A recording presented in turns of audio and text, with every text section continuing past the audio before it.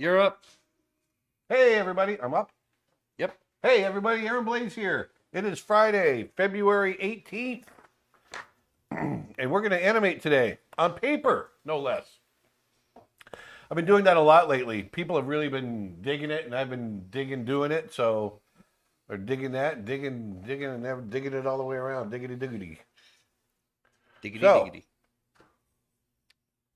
hope you guys had a great week last week.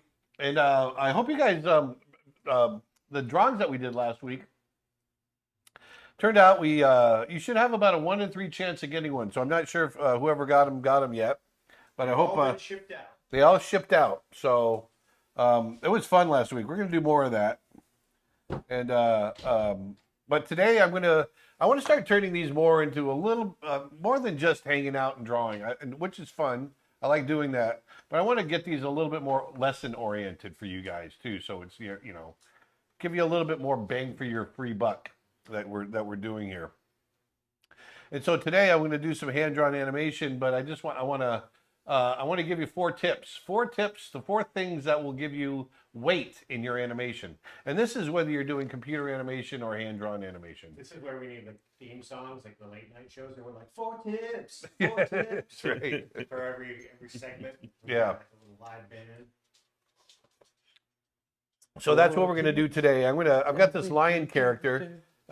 If Dustin could go to the down shooter here. Yes. I've got this lion character that I've an anthropomorphic guy that I'm going to have him just jump up in the air. We got lots of people saying happy birthday, Aaron. Oh, thank you very much. Yeah, it was my birthday yesterday. So Happy birthday! I lost count. No, I haven't lost count. 54. 54 now. But the depressing part of that is the fact that I'm 54, it means that I've completed 54 years. I'm actually in my 55th year now. Yeah, that's actually how they count it in like a lot of Latin American countries. I know they actually count it that way, so they would consider you 55. Yeah. So there you go. I'm 55. No, I'm 54. Born in 1968, and yes, born in the 60s. For you youngsters out there, back before there was color. So I've got this lion character. Thanks again for the happy birthday wishes. And I'm just going to have him jump up in the air. And it's going to be a simple jump. But how do you do that and give him weight? It's not just a matter of stretching his legs and having him go up and having him come back down. There's things that we have to do in our animation in order to make it feel like he has weight, to give him believable physics, and make the world that I'm creating within the animated world believable. That's what we try to do when we create our movies such as The Lion King or Beauty and the Beast and all those films that we did so long ago. And the films now, I mean, it's all, every animated film you watch now follow the same principles in order to get the physics and everything else to work right. And so that's what I'm going to show you today. Before I do that, what have we got, Nick? Well, we got a few things going on. Yeah, right. Let's go down through them together because I can't remember. First and foremost, even though Valentine's Day is over, we're still running our Valentine's Day sale. This is your last chance to use promo code ARTLOVE for 25% off any tutorials, lessons, brushes, anything over at creatureartteacher.com. Yeah, baby. This weekend is your last chance to do that, so make sure you get on that. And then the big one is that we are 8 days away from our next workshop. Yes. We're going to be doing it right in the next room, right next door. And we'll be setting up models. I have a big, giant sofa that's just perfect for what we're going to be doing, setting up cameras, lighting, all kinds of stuff. And it's going to be figure drawing, costume figure drawing. And so I'm going to be talking about clothing and folds, and we're going to be doing short poses, long poses. We'll talk about anatomy, proportion, all kinds of stuff. It's basically going to be a big figure drawing lesson, costume figure drawing lesson all day long. So that's going to be next Saturday, February 26th. And we're going to run about 5 to 6 hours, somewhere in there. It's going to be a nice long session.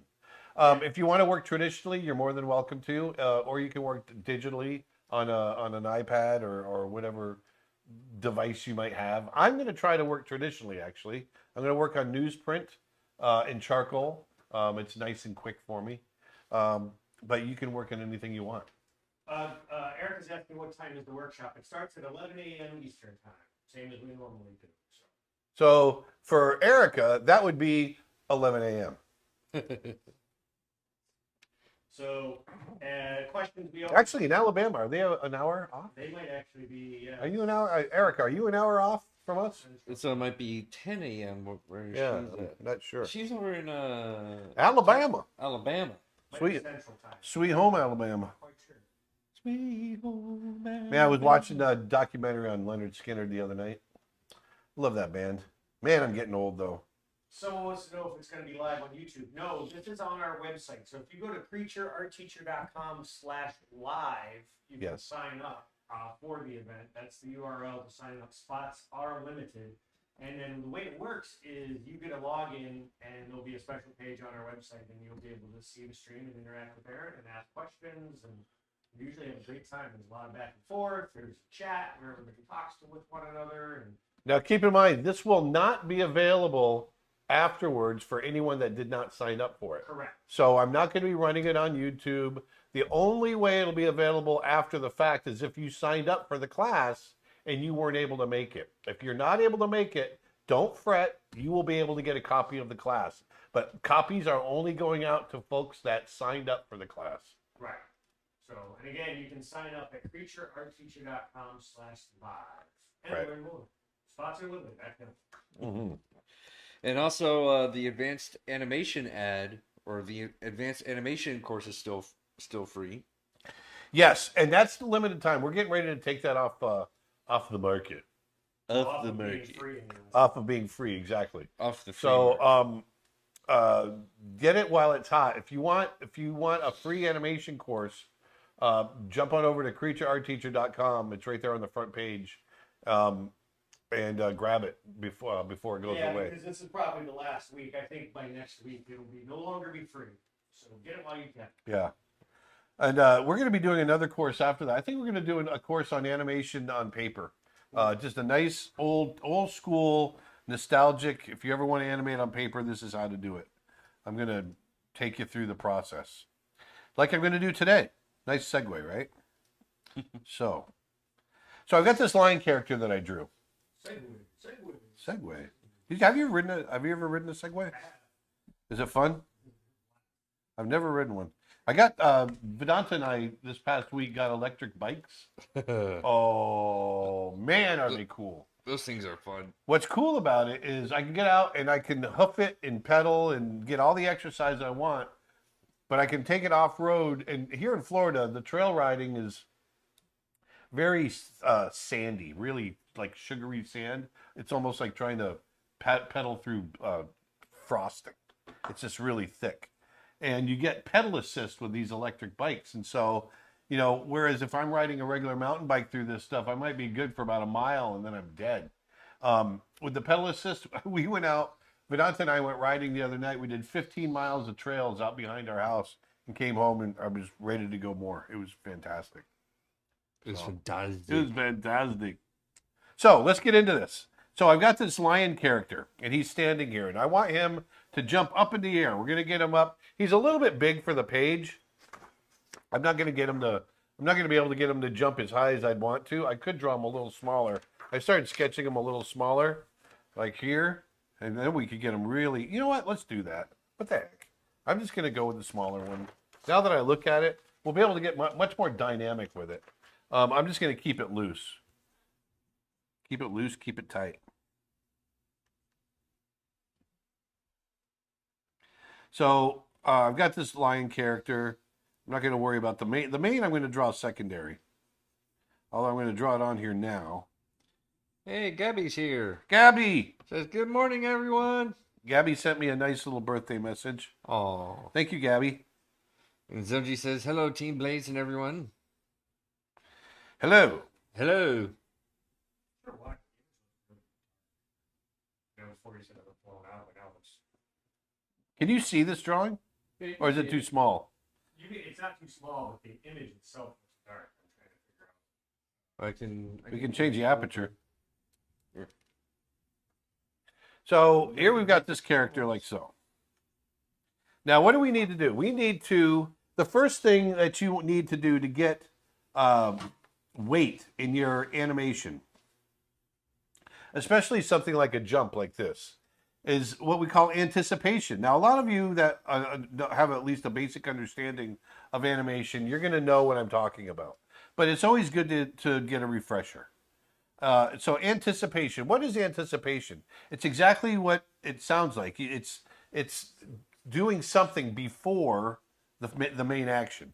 And in this case, if you want to jump up, you have to load up the energy, meaning you have to come down, you have to squat down in order to jump up. Okay, that's the anticipation. And in this one, there's ways of really building the anticipation even more. In this case, I'm going to have him anticipate the anticipation. What does that mean? Well, I'm going to have him come up, bring his arms up, and then come down, and then throw those. So he's basically gathering up the energy. Okay? He's gathering up the energy.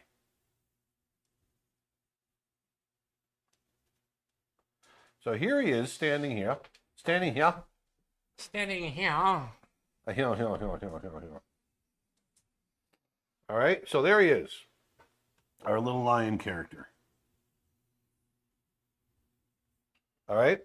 So what I want to do now is I want to have him come up, and I'm thinking about, as you do this, as you animate it, act it out. It really helps to do that, especially when you're trying to figure out the timing of arms to body, because what will happen is in the beginning, the body will lead the arms, and then at a certain point, the arms will lead the body. You'll come down, and the arms will throw. They're going to throw that momentum.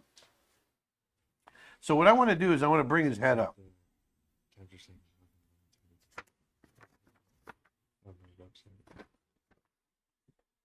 I'm going to bring his head up. Bring your head up. Whoa, bring your head up. So I'm going to bring him up. Like so. And once again, I hope this isn't too small. But I want this to... I'm going to bring his shoulders up. That's a Brother Bear related questions right now. Sure. Does the director's cut of Brother Bear exist? No. Animation doesn't work that way, right? Animation does not work that way. You got to realize, when you're doing, the only reason director's cuts exist is because when you're out shooting live action, you're shooting miles of extra footage. Miles of extra footage. Coverage, so that you have choices when you start cutting everything together. Now, in animation, obviously, you don't want to have miles of extra footage because that's miles and miles of man hours spent trying to, create all that. So, so you try to be as economical as possible. The only directors, other cuts that might exist on an animated film are storyboarded cuts. And those are the ones where you do try different things, and then it's here we go. Sort of a related question. Since the original Brother Bear concept followed an adult bear rather than Coda. Sorry, my mic was off. I just realized. Since the original Brother Bear concept followed an adult bear rather than Coda, was the intention for Kenai to kill his brother rather than mother? Yes, absolutely. Yeah, you nailed it right on the head. There is a point where Kenai, Michael Clark Duncan, played the part of the bear that he befriends, and there's a scene where Kenai has to tell Michael Clark Duncan's character, Grizz, that he killed his brother. And it was a really tough scene. And, but Kenai, rather than going nuts on him and he banishes him. He tells him to get out. And Kenai leaves. And the way we played it was, Grizz realizes that Kenai's changed. And Grizz became Tuck. Right? Tug, exactly. Tug. But Grizz, after Kenai heads up the mountain, he realizes that Kenai's changed. And what happens is he sees the hunter going after Kenai, unbeknownst to Kenai. He sees Denahi going after him. And keep in mind, he didn't know that Denahi is his brother. He just thinks that there's this hunter that's going after him, and he decides, you know what? I know he killed my brother, but he's changed, and I'm going to save him. And I know it all sounds really kind of convenient and overwrought and over the top, but it actually kind of worked. So what happens is Grizz goes up the mountain, and right before, actually Kenai gets attacked by the hunter, and there's this big fight, and Kenai runs around this cliff edge, and there's nowhere to go now, and he's just basically waiting for death to happen because the hunter's going to come around the corner at any second, and then all of a sudden Grizz comes around the corner and says, "It's okay, Kenai, I saved you. He won't bother you anymore." And we come around and we see that Denahi has been mortally wounded by Grizz. And then Kenai, obviously realizing this is all his fault, and he runs over, and Denahi, this is so overwrought when I pitch it now. Denahi actually dies in his arms. And Kenai is so upset, and Grizz, not realizing, he realizes after the fact that, he was trying to do something right, but he ended up taking out Kenai's brother. And that's the thing that spawned Kenai to stay a bear in that version. Was Kenai says, "No, this isn't the way it's supposed to happen. I don't want this. Let me stay a bear and bring my brother back." And that's what happened in the movie. Twitch question. Sorry if this has been asked before, but where did you get that lead holder? Oh, you can get these on Dick Blick's. This is from Cretacolor, and I've got a couple of them. They're really cheap. They're only a few bucks, $10 maybe. You could probably pick it up at any local art store Yeah. too, something similar. On So Facebook- here I'm going to have him bending down. Sorry.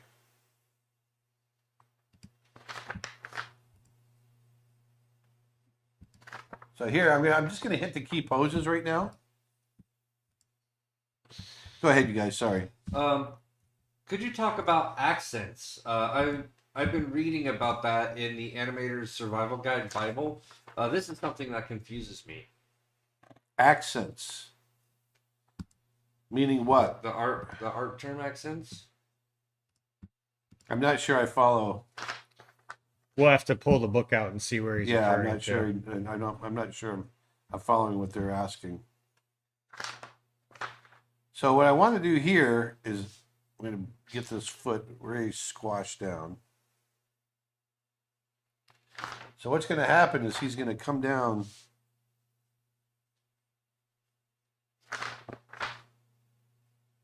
Hello from Russia. This YouTube comment. Wow, hello. What do you think of Russian animation, and do you have any favorites of Russian cartoons? I don't know enough Russian animators to say. There's definitely a difference in the aesthetic, and I really like it. I love the stylistic, the amount of style and design that goes into a lot of Russian animation. Gendry Tarkovsky. I know I'm messing his name up. He's awesome. The guy that does Is Primal. that the oil on glass? He did Primal and Samurai Jack. Oh yeah. He's awesome. Do you have any tips on how to study anthropomorphic designs? Yeah, the biggest thing is understanding. Matter of fact, I just did a big lecture on this. Understanding comparative anatomy.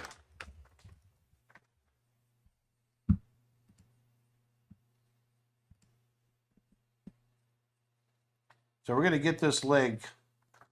I want to get these legs bent way down like this.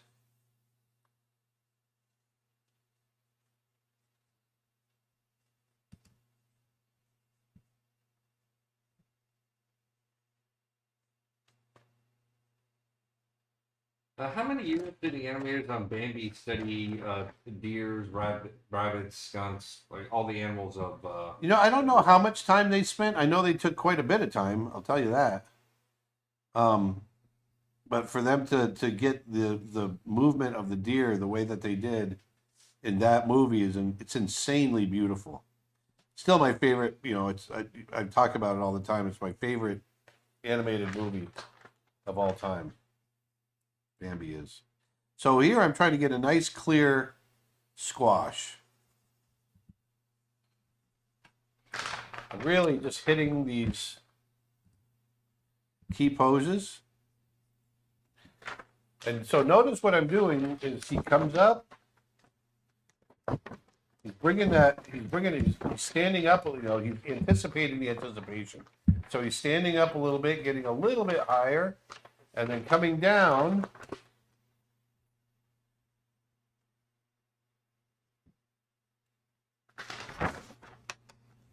And I might even have the arms drag a little bit when I do the in-betweens, because then what I'm going to have him do, he's going to throw those arms up. He's going to throw those arms straight up to get that momentum to get the rest of his body up in the air. And a lot of this, I want to talk about the second part well, this I'm showing the second part. So there's the anticipation, okay, and as he comes down, he's anticipation. But what else did he do? He's squashing. So we're getting a bit of a squash in here, okay. See that squash as he comes down. Is this Alex the lion by chance? No. Was that from Alex the Lion? Is that from DreamWorks? No, I don't think. Well, I don't know. Is it? Yes, from Madagascar. Yep. No. Of But it is an anthropomorphic lion, so probably sure. We'll just say it is. Well, It's just easier that way. from Arturo Garcia, what kind of research did you guys make to create the mammoths in Brother Bear? Did you consult with paleontologists? Went to museums? Talked with artists? The mammoths were pretty minor characters, so we did a little bit of research. We did consult with paleontologists, and it was just a lot of, getting as much reference as we could. And they're mammoths are very similar to Asian elephants. And so we looked a lot at them as well. And also, did the animators study bears for Brother Bear? Oh, of course. Yeah. The whole movie is based on bears. So he's going to come up. We're going to get. So I was just talking about the squash and the stretch. The next thing that I want to talk about is the timing. We got to get timing. Those are three things so far that we want to talk about. You know, he's coming up. He's going to hold this pose a little bit as he comes down, and then we're going to come through very quickly. He's going to throw those arms up. Let's have him start to look up right here.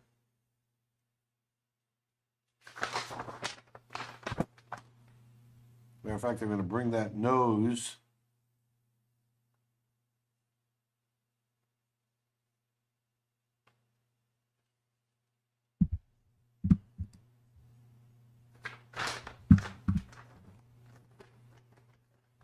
Twitch question, Aaron. Yeah, sure. I may be misremembering, but I believe you mentioned on your previous stream that you caught COVID. How are you feeling?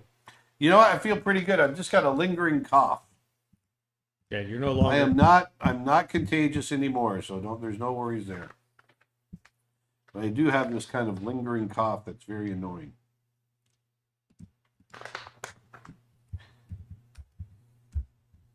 So what's going to happen is the arms are going to come up. I've got the head in place. The arms are going to come up.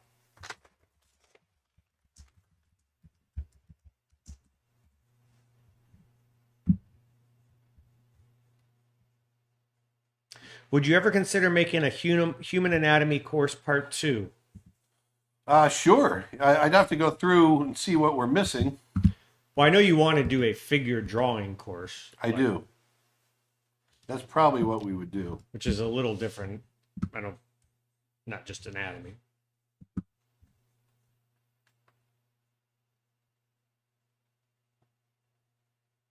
What's your favorite aspect of anime?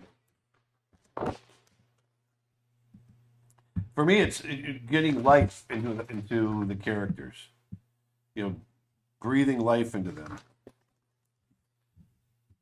I'm going to have him squashed even more here slightly, as those arms get thrown up.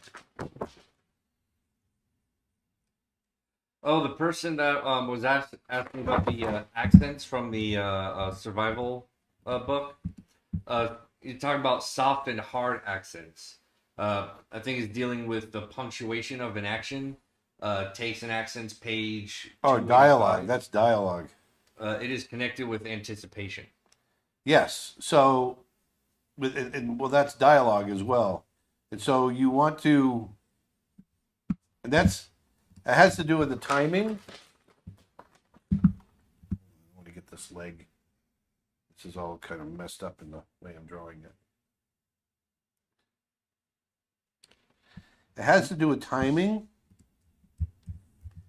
You know, I always call it texture and the timing. That's the best way I can put it. You know, you got your fast against slow, and just like you have accents in your speech, you have accents in your timing.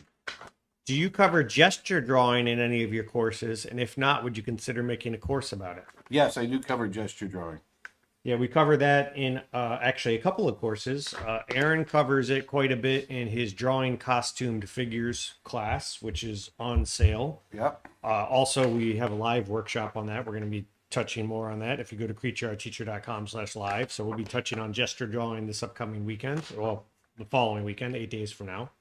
And then also in David Coleman's new course, Drawing with Life, Energy, and Story, which is on creatureartteacher.com, he goes over gesture drawing quite a bit and capturing that initial fluid line and line of action, all of that.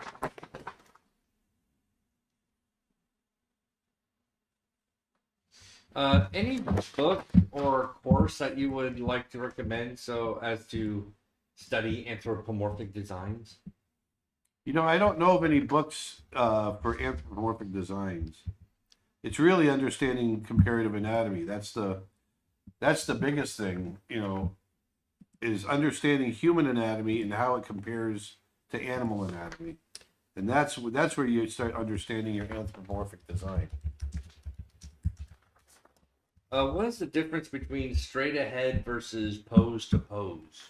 Well, I'm basically doing straight ahead, although I'm hitting key poses. Straight ahead animation is literally animating, let's say it's a complex, fast action.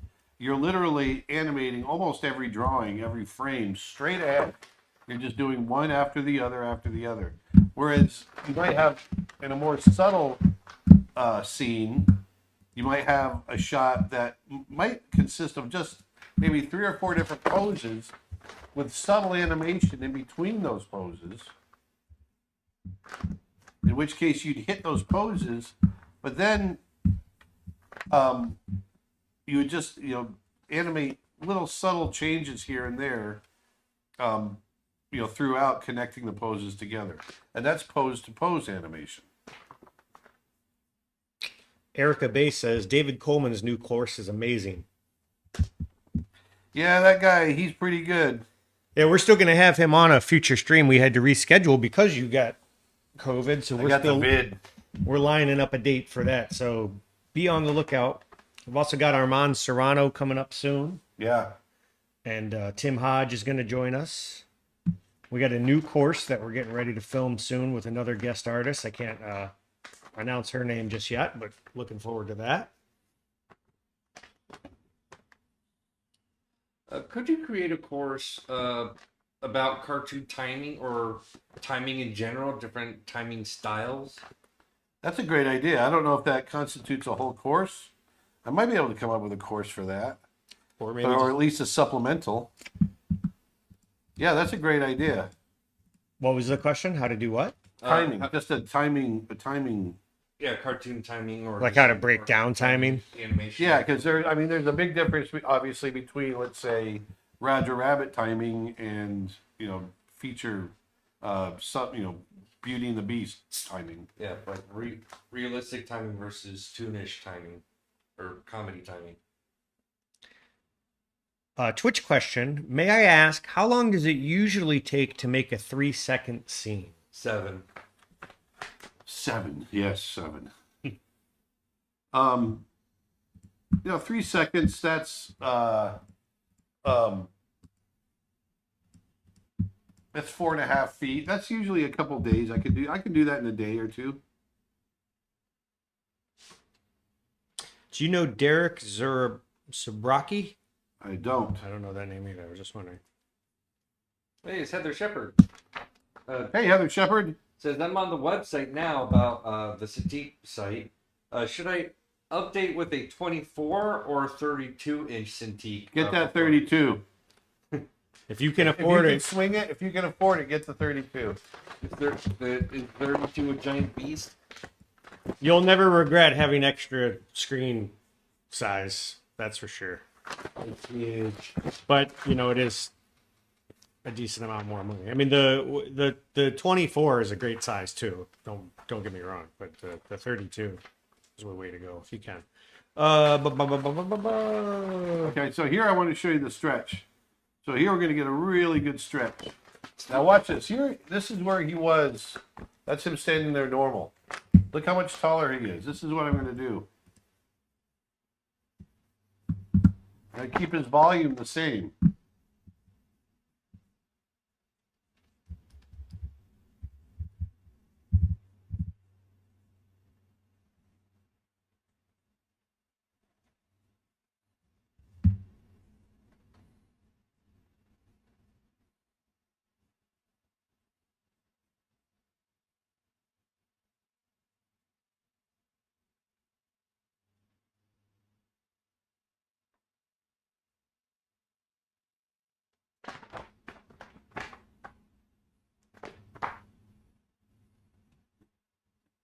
He's going to snap right up in the air.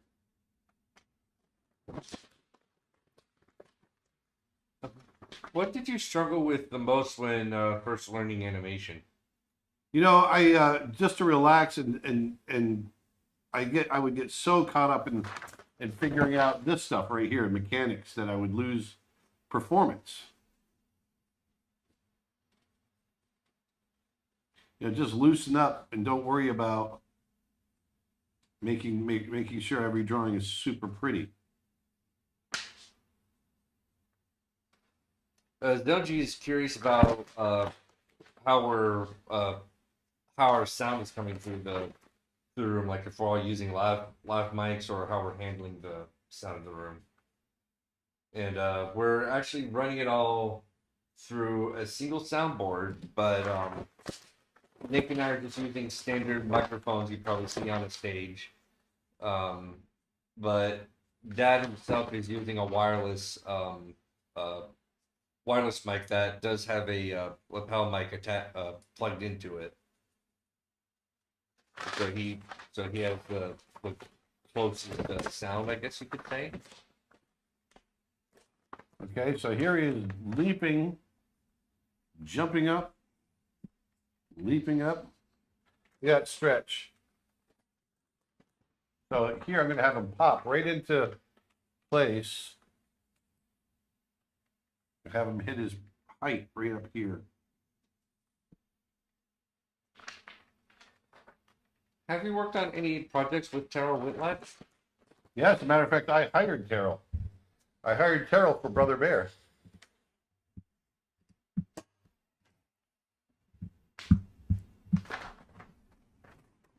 Well, Zoe says that lessons on rotoscoping and other ways to create and utilize video reference would be cool. You kind of touch on that in your new advanced animation. I do. That's course, exactly what I touch on. Our free course which is available now at creatureartteacher.com for free for a limited time. Aaron has a advanced animation course. If you go to creatureartteacher.com, it's only free for about one more week, so I would get it now.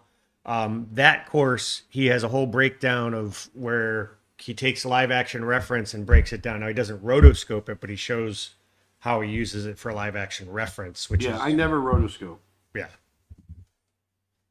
The only way I can think to rotoscope is you print the images out and trace over top of them, Yeah, basically. or just take a piece of paper to your TV screen and trace right over the top.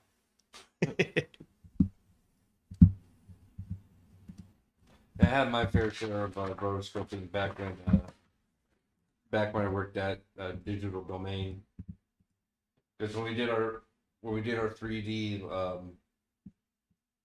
we not only built up our own 3D environments in depth, but we also had to animate all those outlines that we've made, and so we had to learn a lot about rotoscoping then. I can see that big snap. Twitch question. If I may ask, with how much animation has changed, is there anything you think we're missing out on since departing from hand-drawn 2D animation? You know what? I'm biased, obviously, but there's something to be said about being able to sit down and feeling it and drawing it that way. And for those that don't learn that, I feel bad for you, because there's something, I don't know, there's something very, very, you feel it. I don't know how else to explain it. Like this jump that I'm doing right now, it's something that I feel.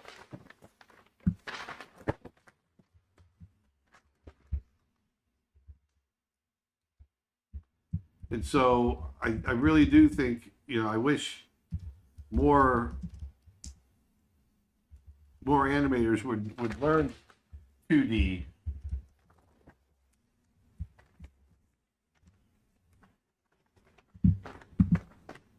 Getting his arms a little bit too big here.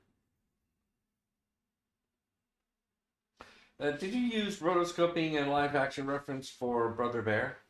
No, not at all, actually. But we did on movies like Aladdin. I did a little bit of Beauty and the Beast for the Beast.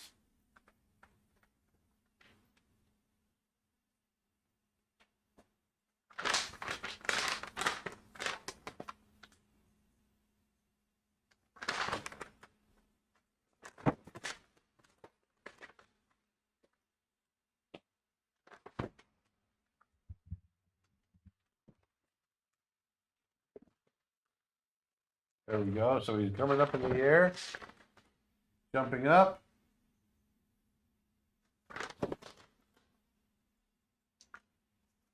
Let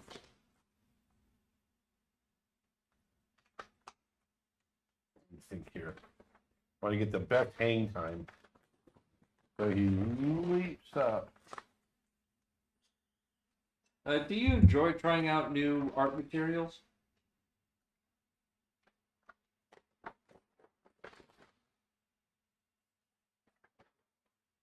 All the time, yes.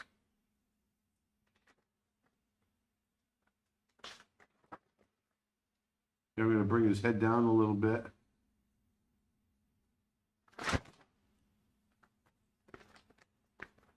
Bring his head down a little bit.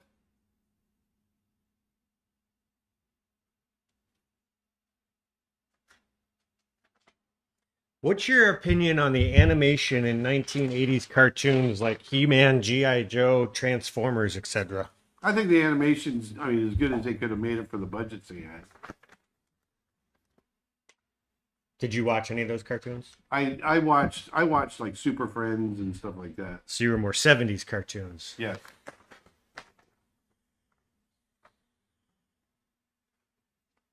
I'm gonna draw these arms more out here, like so.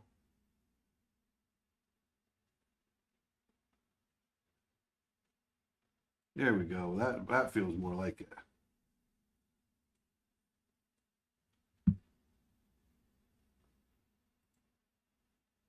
Yeah, I was definitely more 70s. Growing up in the 70s, that was my 70s and 80s.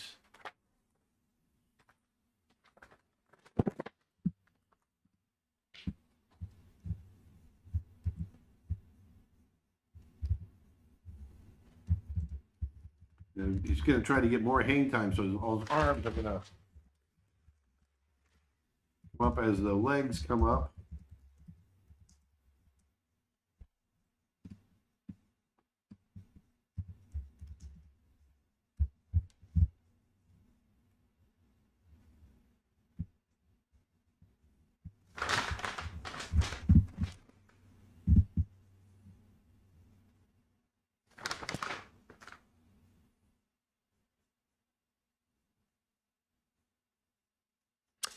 I've heard a lot about how Tex Avery stuff was a reaction to the Disney animation. What's your opinion on the whole Tex Avery, Warner Brothers, MGM era? That was my favorite. I just loved that time in animation. It was so, everything they did was so much fun.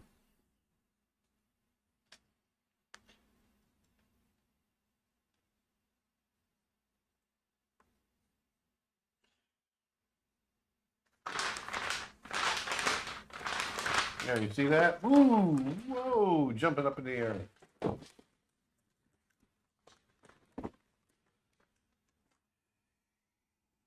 So how many tips have we gone over of our 4 We got tips? 3 so far. And those are? We've got anticipation. Okay? So we got anticipation, which is he's here, he's starting to come up. He's anticipating the anticipation. And then he comes down right here, which goes into the squash. Okay, so there's our squash, which is number 2. Then he's starting to come up. And if we're doing a squash, then we have to do the stretch as well. So there's the big stretch. As he comes up, he's throwing those arms up. And then he's going to come back up again. We'll get not so much of a squash, although it's, you know, coming out of the stretch, it'll feel like a squash if he comes up here.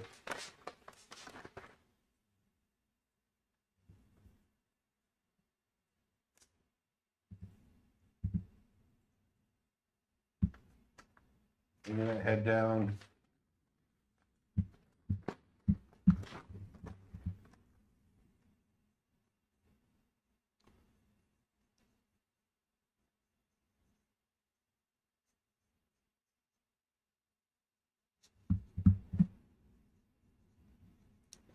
There we go.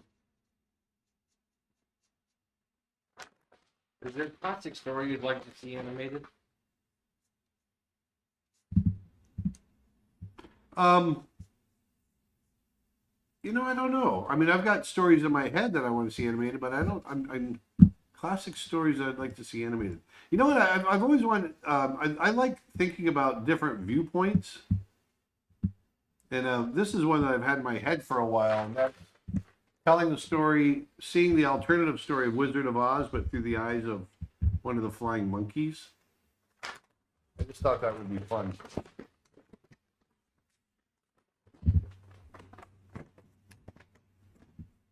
I know it's been done, but I think there's a lot of room for updating, or I don't want to say improving, but reinterpreting Ricky Tikki Tavi. I know we've talked about that. Oh yeah.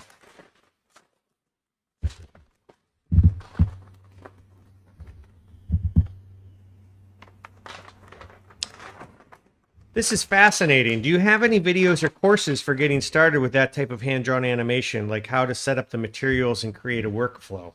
No, and that's why I want to do a course on hand-drawn animation so that we can do that. Well, we don't have any courses on paper animation, but we do have courses on the whole fundamentals of animation. Yeah. And But not for, breaking down not a for scene. paper, yeah. So Sorry. if you go to creatureartteacher.com, there's a ton of animation courses on there, and we're working on one specifically on paper animation.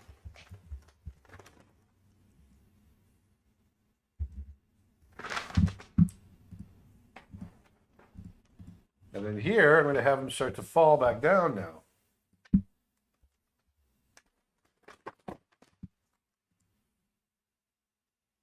Going to try to keep his head up as high as he can. His arms are going to go around kind of in a little circle.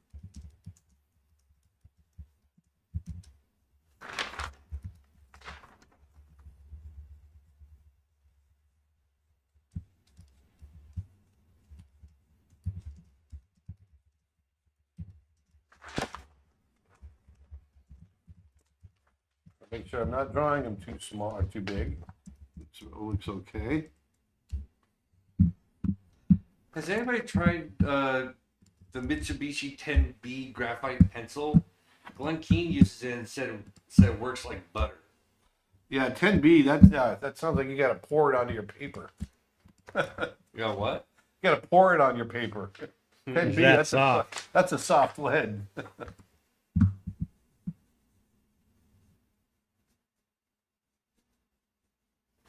Is drawing a fighting scene difficult? Oh, of course, yes. Drawing a fighting scene is difficult. It's a lot to keep track of.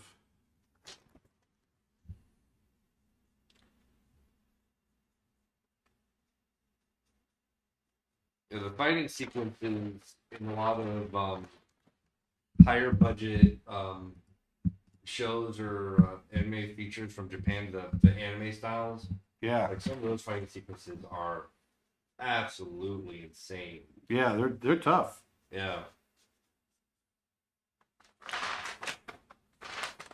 Now you can see them start to come down. What's the pencil lead that you're using now? This is 4B.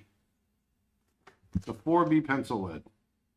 So is it the higher the number, the softer the. Yes, Exactly. and when you're in a B, yeah. Yeah, because there's also H's. If you go H, the higher the H, the harder the lead. Okay.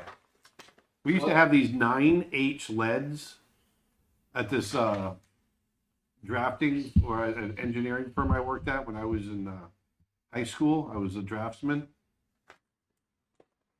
and I used to make blow darts, and I would use those 9H leads as darts, and they wouldn't break. How many different variations of like letters of grades are there for graphite? H and B are what I'm aware of. And then Yeah. there's HB. The HB is just right in the middle. Yeah.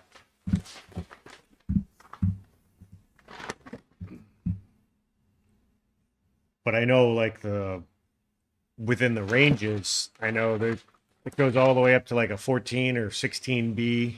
Yeah, I've never even heard of that. Yeah. Martin said that, yeah, there's Faber-Castell makes a 14B. Aaron, where do you get your animation bond, which I'm guessing is a paper? What weight is it, and do you get it pre-punched? I get it pre-punched, and here we go. I'm gonna have them just start to fall a little bit here. Now we're gonna get them to stretch again. I get it pre-punched. It's 22-pound bond paper. I get it from Cartoon Supplies. Nick will probably be able to give you a link.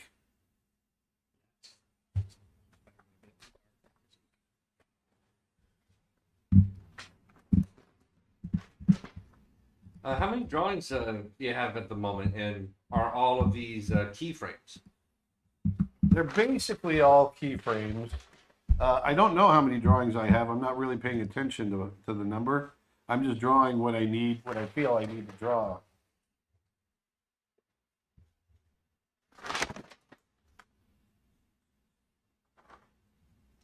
How can you tell the flow of timing when animating like this on paper? Are you just used to it? I'm just used to it. And if you look, you can see the movement, and I generally know the timing according to how fast I flip.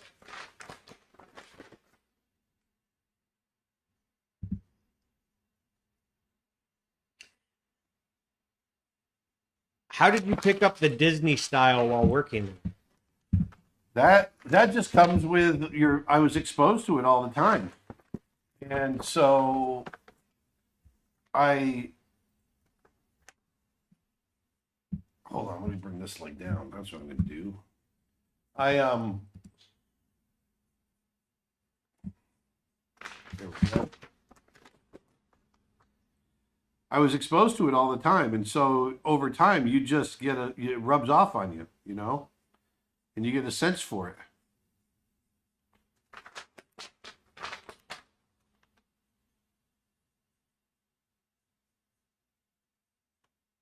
I don't know if it's our camera or if it's the lighting outside, but it was too dark earlier, and now Is it blown out it's now? a little blown out. But it's like the balance in this camera seems to be. I don't know if it's the camera or just the outside. It seems like was the sun comes and goes outside. That Yeah, seems to it's be all the. the overcast. Like one moment we'll get so much cloud cover that it's just darkens a lot, and when it clears up, that sun really shines through. I wonder if we can. I wonder if that camera, because that camera has autofocus. I wonder if there's auto exposure. Oh yeah, I'm sure there is. I just don't know how to set it. No, because I went over to adjust it, and it actually shows the menu settings on Oh, the does live it? stream while you're doing it. So Oh, we'll just mess with it after. That's a big no now.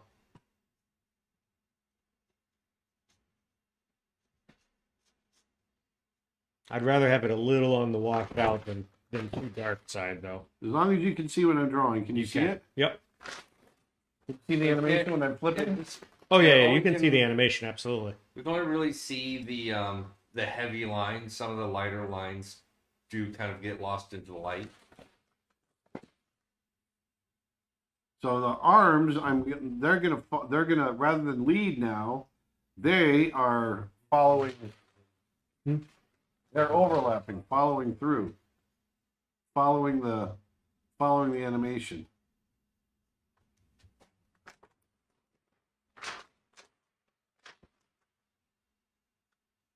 And that's our fourth principle as far as creating believable animation with weight. And that's getting your follow through. You know, when he comes down, he has to land and he's going to take that weight and squash again and follow through with all of that weight coming down. If he just landed and stood there, he wouldn't have the weight that we need.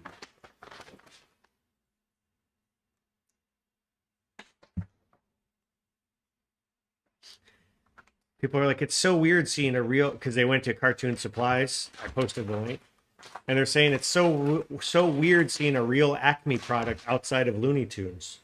That's right. Well, and it was actually, that's what Acme and Looney Tunes is named after the hole punch and the style and all that, right? Yeah. It's called an Acme punch. Now we're chopping off the. Oh no, it was just the. Never mind. Disregard. What's the hardest angle to animate? The hardest angle? Yeah, I'm not sure I understand. like 3/4 to the side. They all have their own little quirks, for sure. Probably more Profile. what? Profile, I think, is easy. That's what I was just gonna say, because you can literally, if you're doing a walk, I know you can do the cheat where you can literally flip it, Yeah. flip your legs. Question would be, what kind of subject would be most difficult to draw in an angle, like in a 3/4?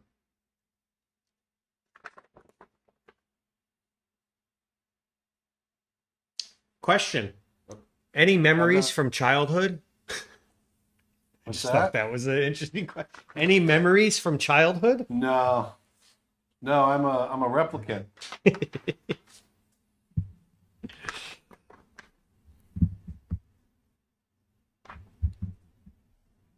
I've got great memories from childhood.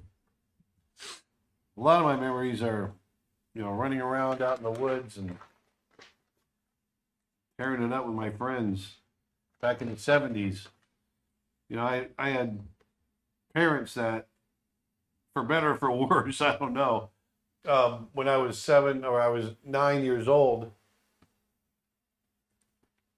Nowadays, you'd get arrested, but when I was 9, I used to load up my bicycle with my tent and all my stuff, and I would leave the house and I'd go camping with my friends for the whole weekend.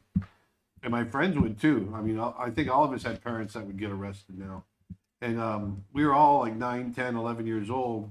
It was like Stand By Me. We'd just go out, we'd go camping for the weekend and come back on Sunday.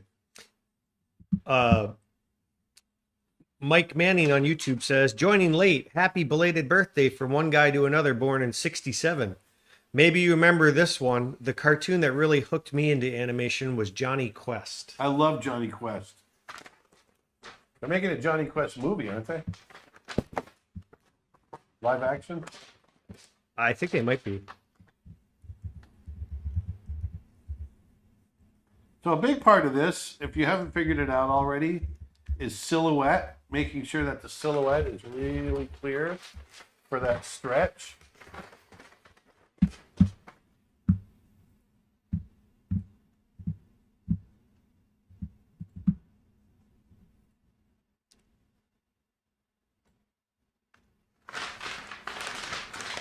The mane I'll get later. So now what I got to do is I want to get them landing right, pretty much. All right, well, I got to get this foot over here because I want this to loop.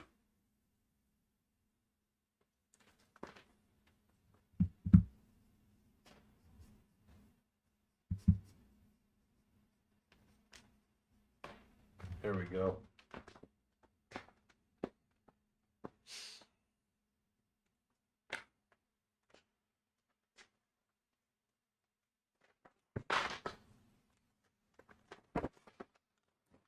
There he goes, coming down, falling down. Remember that movie, Falling Down? Michael Douglas.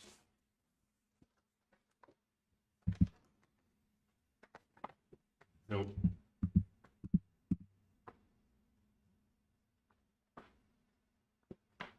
How many in-betweens does this fall need? By the way, happy birthday. Thank you. I'm not sure how many in-betweens it's going to need yet. Right now, I'm drawing all the poses that I know it needs. YouTube comment. I've been hearing about a Johnny Quest movie for years. From what I understand, it keeps getting held up on licensing issues because they don't seem to know who actually owns it. Sounds about right. James wants to know, is getting a light box a good investment? Sure, if that's how you want to animate. I don't use the light box personally. Yeah, his desk has a light box built into it, but he never has it turned on. Yeah, I don't use it.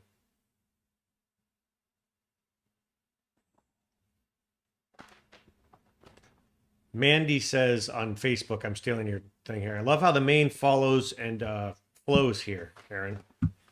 Well, it'll flow even better once I get the animation figured out. It'll really flow. I'm going to go in and as a secondary action and figure it all out even more. Have you watched Sing 2? No, I've only seen part of it. I fell asleep, not because it was boring, but because I have a horrible habit of falling asleep at night and during the evening nowadays. As I've gotten older, my freaking sleep apnea has gotten worse. Can you draw in a Marvel or DC style? It's difficult for me. I'm not great at that. I probably could with a little training. I think it'd be kind of fun to do Aaron draws a superhero one day and to see. Yeah, see what I come up with. Make a fool out of myself. Exactly. Those are the most fun. I know they are actually. Or I tried to draw anime. You've actually done some good anime drawings. A hard style to figure out.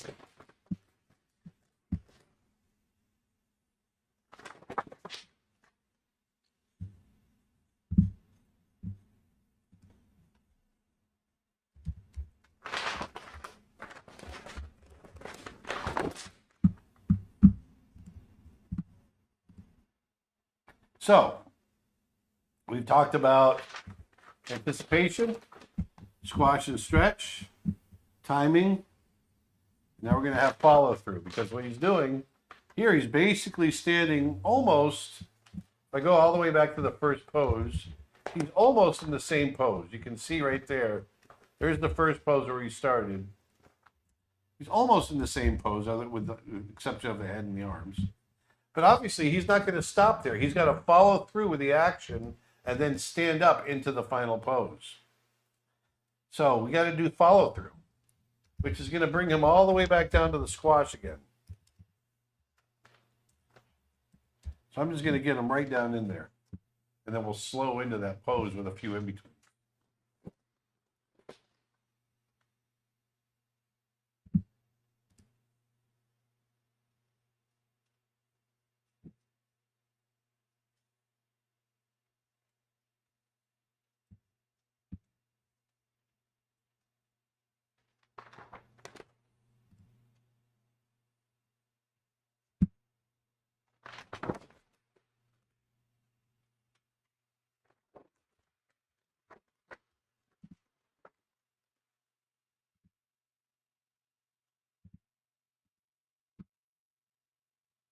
And then what I'm going to do is I'm going to take that first drawing that I started with. I'm going to bring it to the front. We're going to in between into it.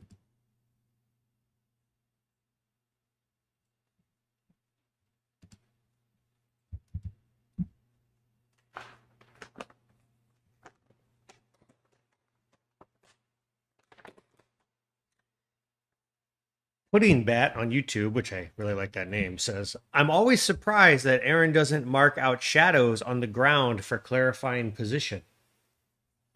Oh, I don't have to because I click back and forth. See? I can see it right there. Matter of fact, I got to draw it right here to get a little bit more accurate.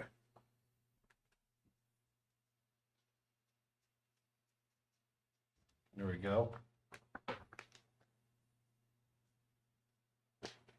Twitch comment, the pencil seems so smooth, it's just really pleasant to watch. Is it ADR? Not ADR. What's it called? ASMR? ASMR. That's sound, right? Yeah, That's all like. because it's got this nice sound Hi, on everybody. the paper. Hi, everybody. We're doing some drawing today.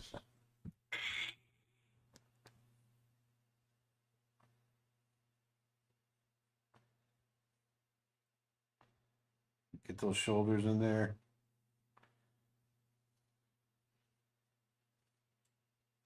Who determines the composition of a shot, the animator or the director? The layout artist, usually. Yep. It's neither. Well, the director works with the layout artist, right? Yeah. So, Yeah.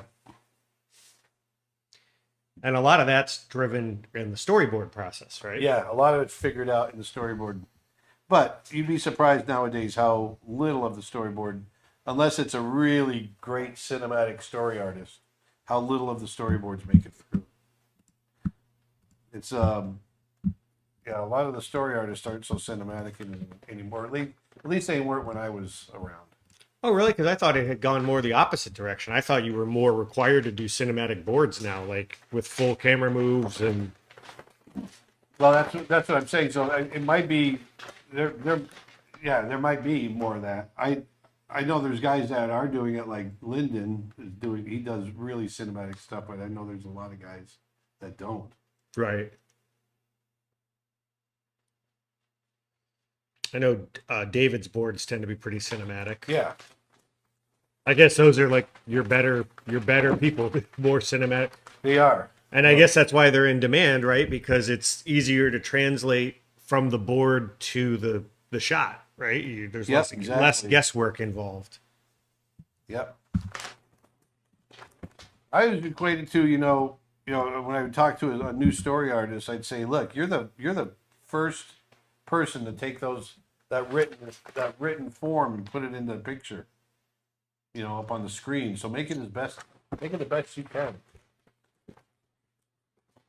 If you were to direct another big budget hand-drawn animation, would you consider using AI for in-betweens with some hand-drawn adjustments just to make it a bit more efficient and cheaper? If it was and you couldn't tell the difference, then I would definitely consider it. But I haven't seen any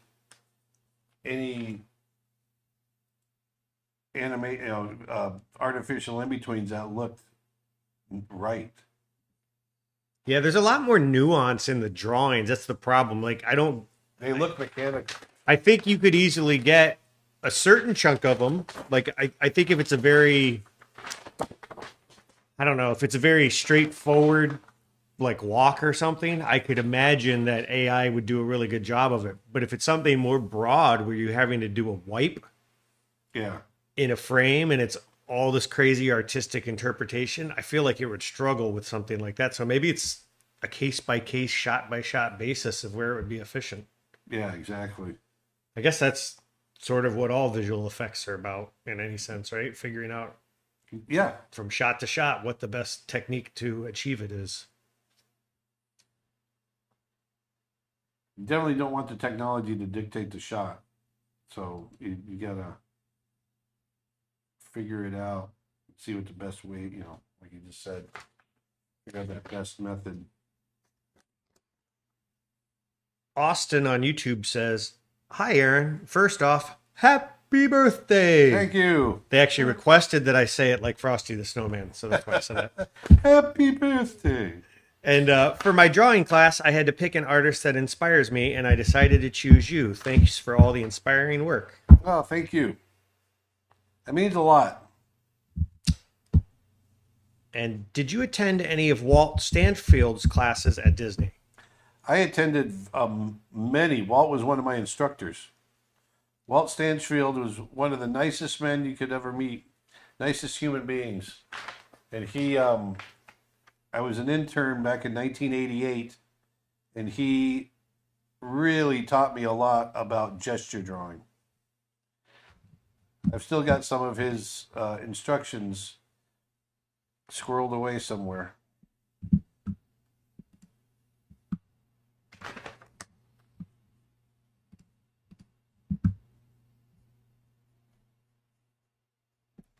Did you ever work with Mike Hodgson? He was the supervising layout artist on the Black Cauldron. No. I'm assuming he would have been in California because that would have been before the Florida studio was even open. Yeah.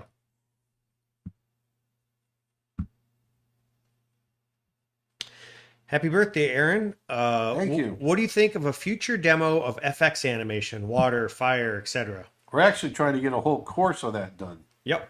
So, yes. Do you keep in touch with any of your old Disney intern colleagues or Ringling classmates? Yes. Bunch of them. A bunch of them. Yeah, absolutely.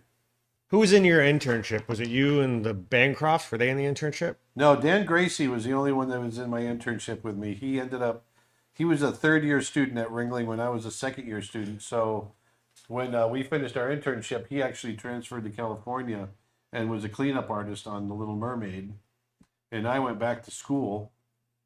Well, he was the only one from Ringling in your internship, but The Bancrofts were in the next. They weren't in our internship. Oh, they weren't. They were Okay. in the following internship. I don't know why I thought they I were. was in the first one. Gotcha. The Bancrofts were in the second one. So there was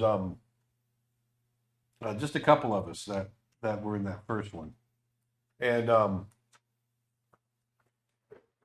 make that my last drawing. And so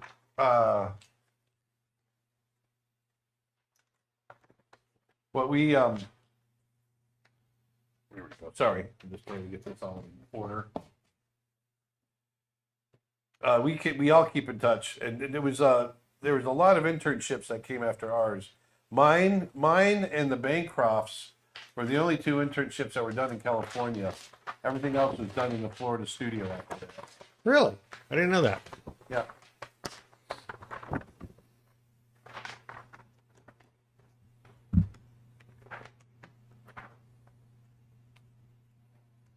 So we're going to do a little. Now it's just a matter of doing some in-betweening. So once again, I want to review our four things. So the first thing is going to be anticipation. You got to anticipate that movement in order to get the weight. The next thing is squash and stretch. Okay? You really want to squash and stretch those characters in order to get the right feel for the make it feel much more dynamic. And then on top of that, within that squash and stretch, if you want a good sense of timing. Timing.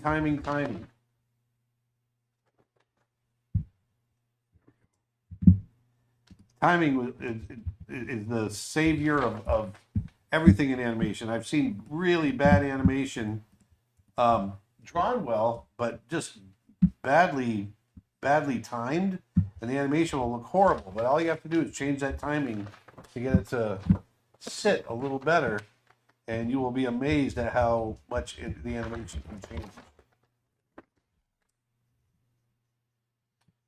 Is it a good idea, perhaps, to do the animation with basic shapes, character sketch, and then go in after to do expressions and back in for other details separately? Absolutely. I do that all the time. Yes, I do that all the time.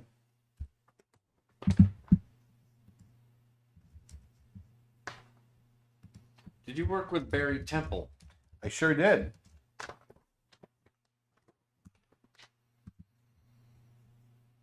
Yep. Barry Temple was the supervising animator of Flounder from The Little Mermaid and the Cricket from Mulan.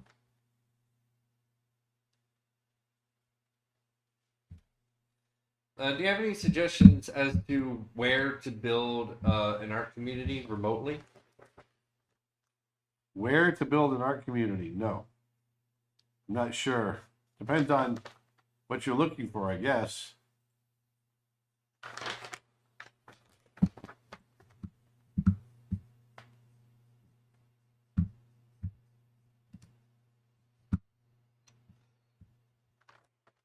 Want to let people know that might have joined us late. We've got a couple of things going on. 8 days from today is our Aaron's next live workshop. If you go to creatureartteacher.com/live, we've got a limited number of spots available. February 26th, you'll be able to join Aaron in a live drawing workshop. It's going to be over 5 hours of drawing, demos, Q&A. You'll be able to ask him questions. Also, this is your last weekend to use the promo code ARTLOVE at Creature Art Teacher. This was from our Valentine's Day sale. If you use that promo code ARTLOVE, all one word, it'll take 25% off any brush order or Photoshop tutorial or photo reference pack or animation class. Works on all of our lessons, tutorials, and brushes. So, and then also ending very soon, right now we have an absolutely free animation class. Aaron did a whole course on advanced animation techniques, and that course is free for a limited time at creatureartteacher.com.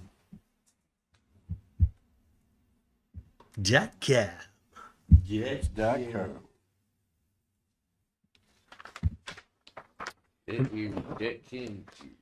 Cheese Balls on YouTube wants to know. Cheese balls. Have you ever had a rough crunch time at work? Oh, yeah. Oh, yeah, sure. We had a lot of them. Every movie had a rough crunch time. What's your opinion on crunch time? Because I know it's interesting because now it seems to really be going out of style. There's a lot of, like in the tech world and the game world, there's a lot of pushback against the whole idea of crunch time. Well, it's essentially a failure of management. Yeah, well, it was always built in, so it was always anticipated. The problem with the crunch time at Disney was that they would get harder and harder, and we would achieve them every time, so that they would be pushed further the next time, and then they get pushed further the next time. Then they get pushed, so there was never... The goalpost is moving. It just kept moving. Yeah, I think that's true in any of these industries, visual effects, games. Yeah, and it's one of those things that it can only go for so long. Something's got to give. Yeah. So they've gotten better with it. Now, I don't know what the scheduling is like now. I've just been out of the games for so long. I mean, having said that, I think it's unrealistic of people to expect there not to be crunch time. I mean, things have deadlines. We always anticipated crunch time. I did, and it didn't bother me. But when in some of these they got worse after I became a director. They became worse. Our crunch times weren't too bad on Brother Bear.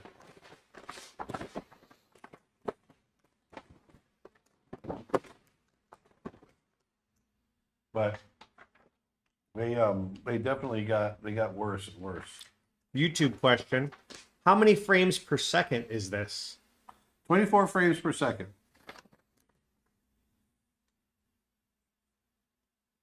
What keeps running by the window? It must be a squirrel. I keep catching something in the corner of my eye. Godzilla. Godzilla. It's Godzilla. What do you think of Captain Crunch Time? Captain Crunch Time is delicious. Sounds like a tasty time. Crunch berries. Did you work with Sandro Yes, I did. Clueso?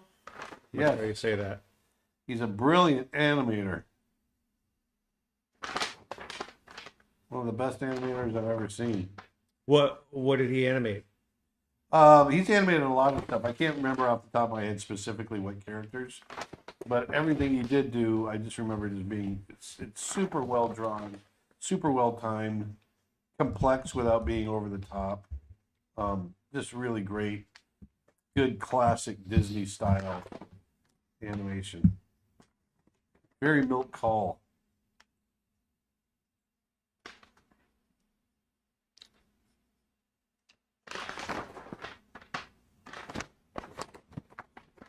Looks like I'm on a Wikipedia page about him. Looks like lead animator, theme song guy, waitress, old man, and official in the Maidens and Emperor's New Groove. Sheriff and Jeb and Home on the Range, animator and Enchanted, Prince Naveen and Tiana, Fantasy Sequence and Princess and the Frog. So a lot of stuff. Yeah. Very cool. He's brilliant. Brazilian, I believe.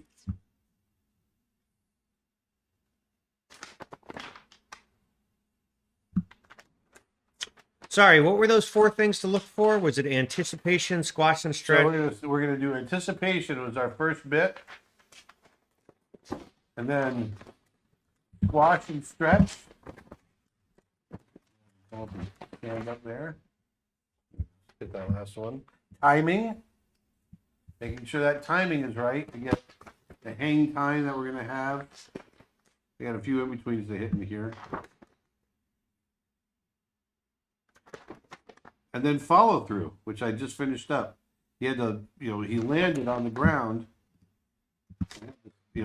follow through that action, he had to kind of squat down before he stood back up again. Squash it out. And so you'll see that, a lot of times, like, follow through and squash and stretch go hand in hand.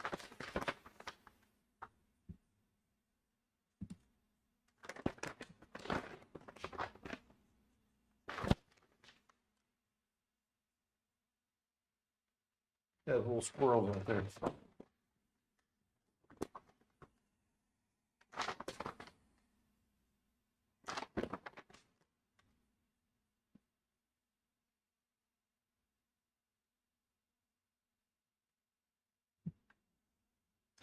As a director, would you prefer an animator that was slow and great, or fast and average?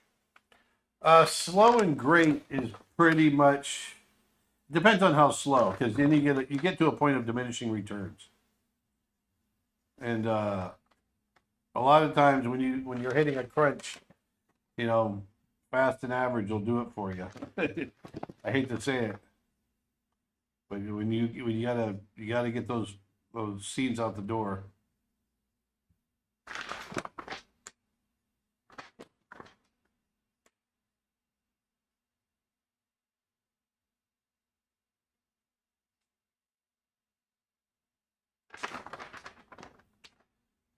Let's see if I can scribble this in here real quick.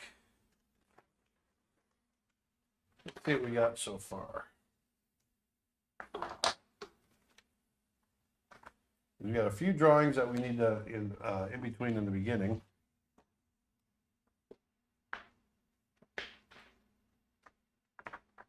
Comes down, jumps up.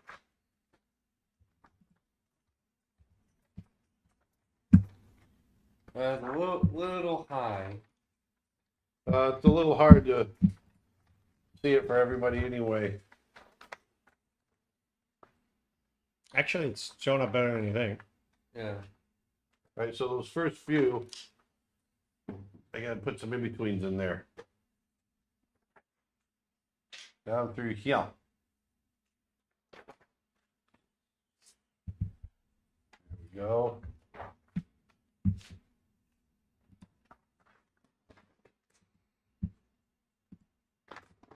So anticipation. Rule 1. Anticipation. And here I'm doing anticipation of the anticipation. Because it's such a big movement, I can do that.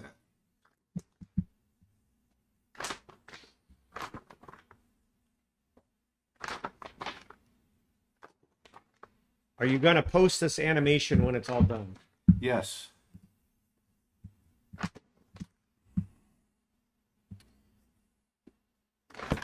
Are your videos recorded on Twitch or YouTube to rewatch? Yes, they're all recorded on YouTube.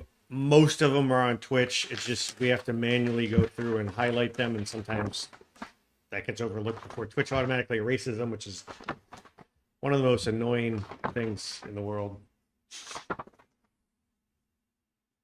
They're always, you can always rewatch these streams on our YouTube channel or on our Facebook page, and you can just search for Aaron Blaze Art on both of those. Yeah, they're always on YouTube.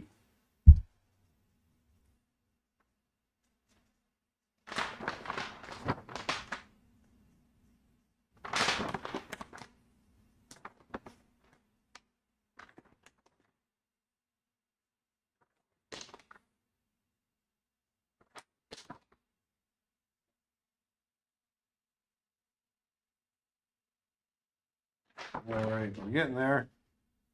We're getting there. Anticipation. Anticipation. It's making me wait. There we go. Making me wait.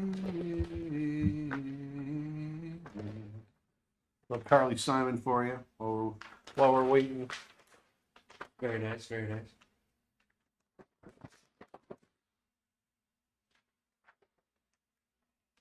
Is 16 field better for cinema and 12 field for broadcast?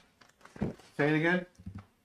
Is 16 field better for cinema and 12 field for broadcast? It doesn't really matter. I mean, you can use either one for either, really. It just depends on, how much drawing mileage you want and how detailed you want to go. That's really all it means.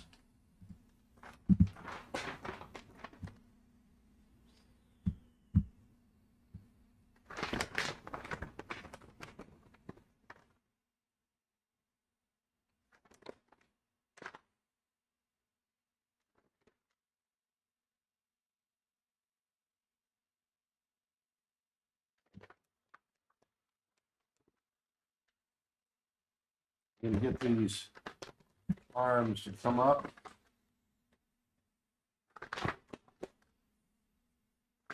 Continue to come up before they come down.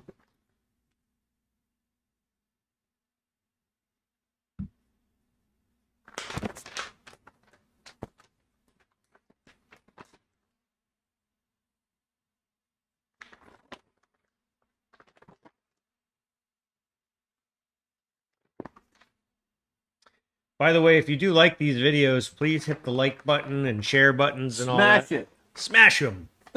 No, it really does help a lot.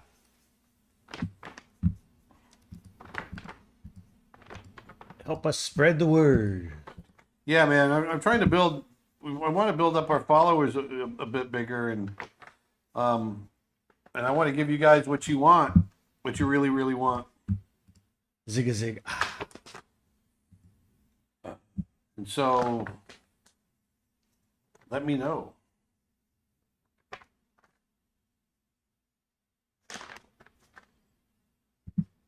Do you do art commissions? No, not really, not anymore. Which animator? What's an animator? Sorry, blah, blah, blah. Which animator do you know of that does timing really well? Which question? Well, any good animator does timing. Timing is part of animation. You can't have good animation without good timing. So every good animator does timing really well. Another Twitch question. Did you ever work on a character that really got on your nerves and you just didn't like animating? Pocahontas. I really did not enjoy animating Pocahontas. Was that the character or the style? Or both? It was both. The character, well, it was all about the style, really, because the character, I love the character. She's great. It was just animating her was a pain in the butt.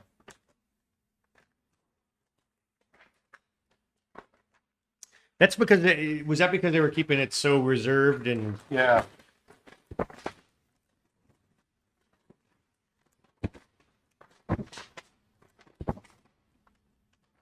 Throw some extra drawings in here. What's your current favorite song?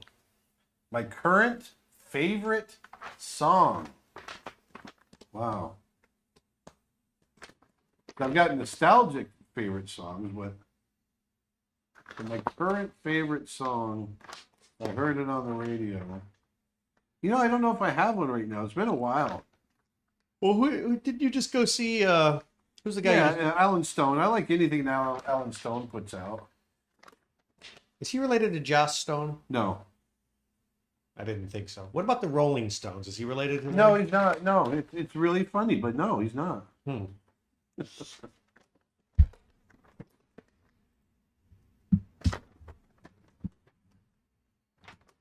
What about Alan Alda? Is he related to him? No, not Alan Alda. No, because those are first names. I See how that works? Yeah. There's my mistake. Classic mistake. Well, Although it'd be awesome if he was related to Alan. I agree. Alan Alda was awesome. Hawkeye.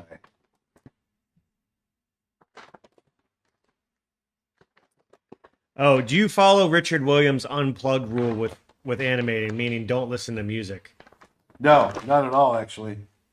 Like normally, like right now, if I wasn't live streaming, I'd be listening to music right now.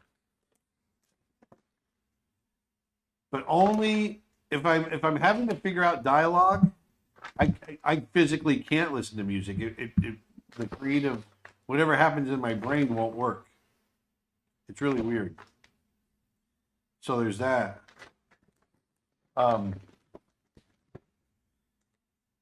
But once I have everything figured out, kind of laid out, and I'm just kind of drawing, then I can listen to music easy. And I think that might be what he was talking about anyway.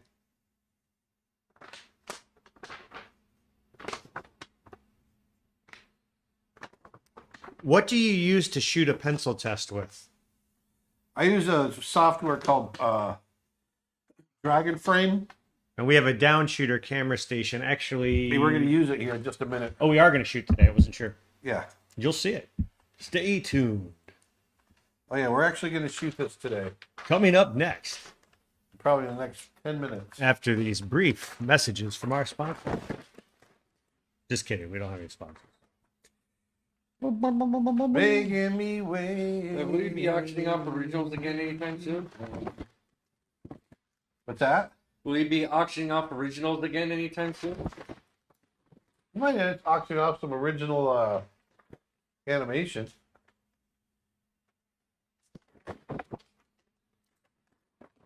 Rest in peace, the lion's tail. Did you have the tail? Did it disappear? Or did you just... That was there, and then I just let it go for a little bit. I think that's what they're... Yeah. I just couldn't remember if you had it or not. Did Disney ever have paper shortages, or was there always an endless supply?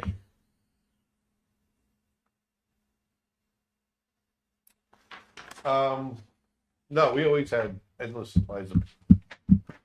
Sorry, I'm thinking about changing some timing here.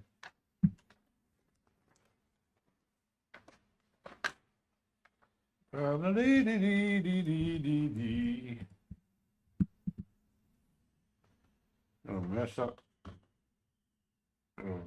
mess up his silhouette a little bit.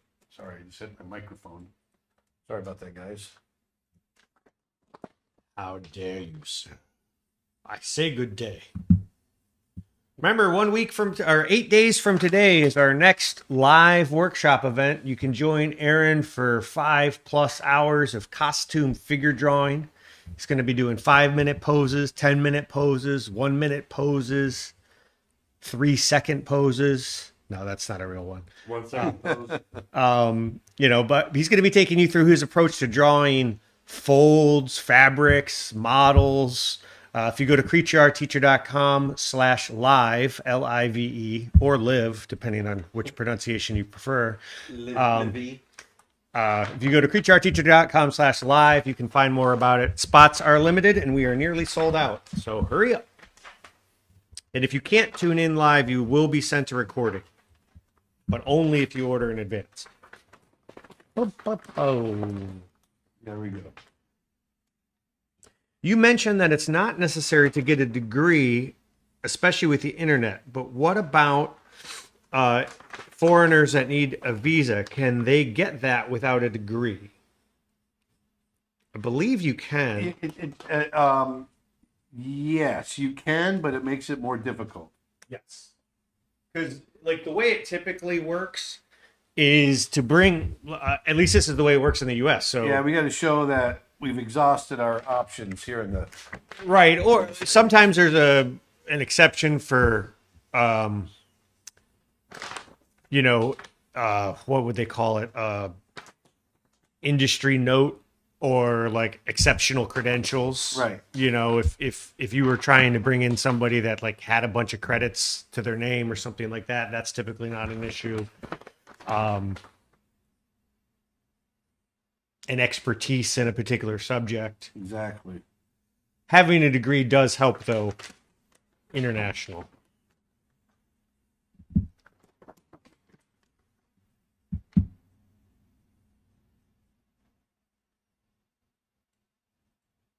Is it necessary to put a light under your animation table? Nope, not at all. I don't use a light at all. I've got a light, but I don't use it.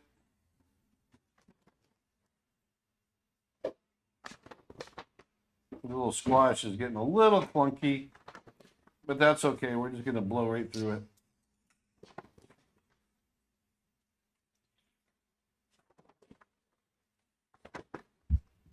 Who would win in a jumping contest? This lion jumping or your polar bear that you animated jumping on a previous stream? I did do that, didn't I? Yep. I forgot about that. Probably the polar bear. No, the lion. He's a feline. He's got more ability. Facebook question, stealing from Justin's territory. I'm curious about Disney's budget for animated movies. It would seem that they would have an endless budget. Why would you think there'd be an endless budget? There's no such thing as an endless budget on anything. Because it's got to be able to return a profit. Got to return a profit. Exactly. What was your budget on Brother Bear? It was like 90 million. 90 right? million. And you brought it in for 83. Yeah. That's 7 million under budget for those keeping score at home. Yeah.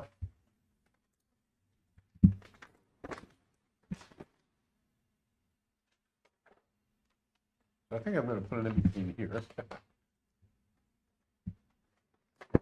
Pop.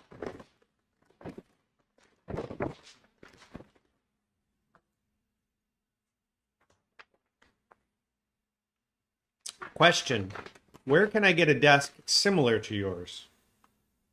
That I don't know.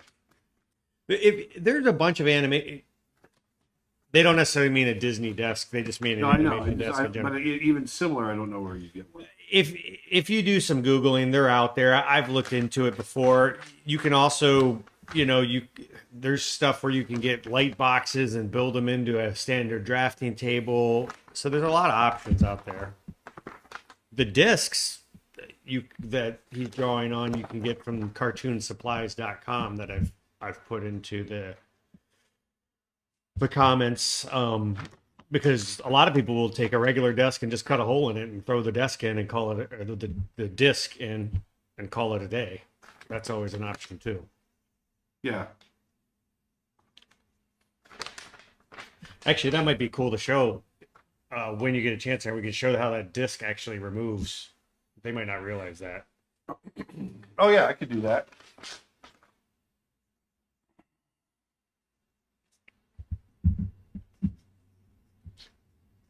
I think one day we should do literally a desk tour video and show all the hidden drawers and everything.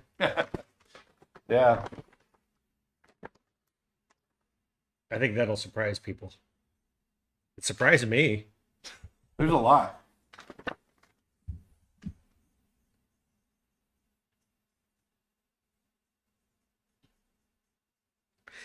Is it exciting when one of your movies releases? Do you read the initial reviews and audience reactions? I'm hooked to reading them, and I'm always, if it's not like really raved upon, it's really hard to read. Brother Bear was not really raved about. It got slammed pretty good, and it's hard when you pour your heart and soul into a film, and then you read bad reviews on it. It's really hard to take. And Brother Bear is one of those movies that I think, one, it was, as I've said before, it was mismarketed. I completely stand by that. Two, I honestly think it was misreviewed. I just don't think, I don't know what people were expecting. well, I mean, either way, I mean, everyone has an opinion. No, I get that, but it's one of those movies that seems to, as time has gone on, it seems to be more fondly thought of than it was received at the time. So reviews even change. It's kind of funny how that happens.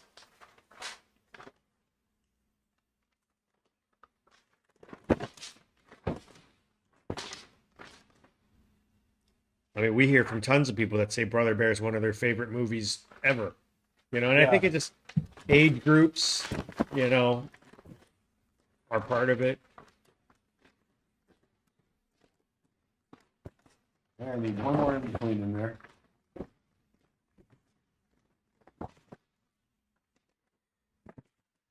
YouTube comments. This is the adding weight video I've always wanted. I've already watched a bunches of tutorials for bouncing, jiggling, and swinging. This is great. Oh, good. It's fun to do, isn't it? So much of it is just feeling it. You gotta feel it, feel the vibration.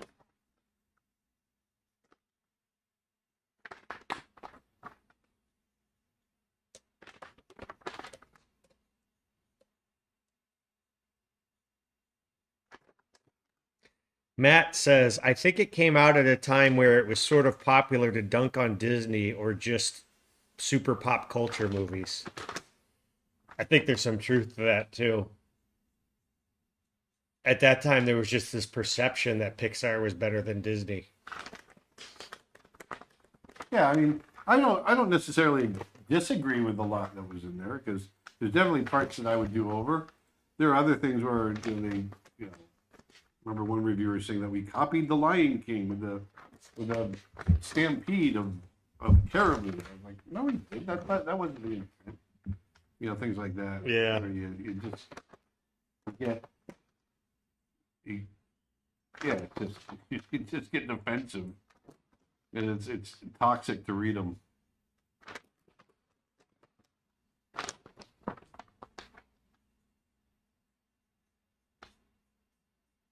It's like Twitter.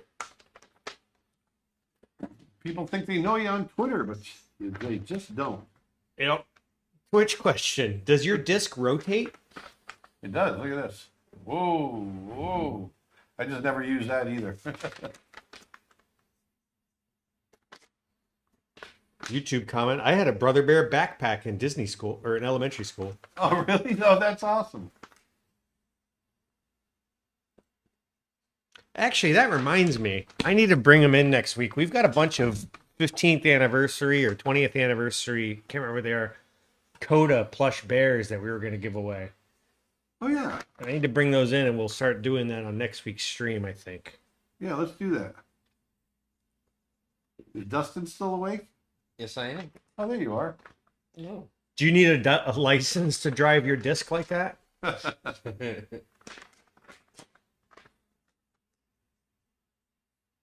How can you tell what's constructive criticism versus just criticizing for the sake of it? It's pretty easy to tell. You know, it's pretty easy to tell. And some people, they just don't have any tact, but they've got a good note. You know, so you gotta watch out for that too. Here's a Twitch comment. I didn't see Brother Bear when it came out. I just assumed it was another standard Disney animated movie. It was that same old feeling. But when I saw it some years ago, I was genuinely surprised by it. It had heart. So for what it's worth, Aaron, I really enjoyed Brother Bear. Oh, thank you. So that goes to exactly what sort of gets at what I've always said about it being mismarketed. Because I was that way too. I didn't see it in a theater. And there was just something about that time where it just felt like, okay, been there, seen that. I'll see it maybe when it comes out on video. And then I didn't get around to seeing it until years later. But I just think it was mishandled in how it was marketed. Yeah. It was marketed like a comedy and like this kind of slapstick. The moves were great, don't get me wrong, but I think there was Yeah, that's right. Yeah, I got you. there was something about the way it was I know I've told you this before. It's a big epic. And it was marketed like a comedy. And it's got comedic moments, but I wouldn't call it a comedy. Right. I agree.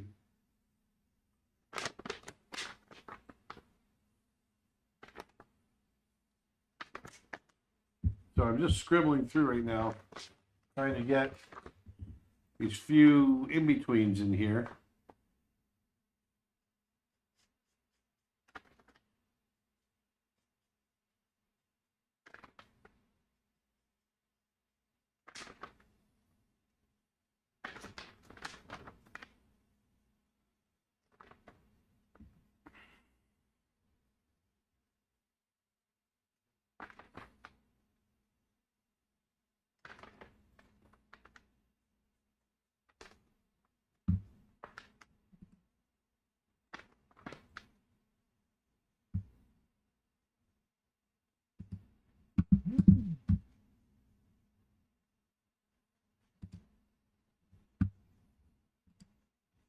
But I sure appreciate you guys hanging out today and watching all this.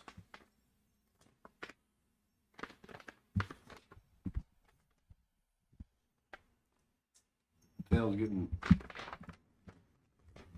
covered up to it. I'm just scribbling through. This is where we're looking at timing.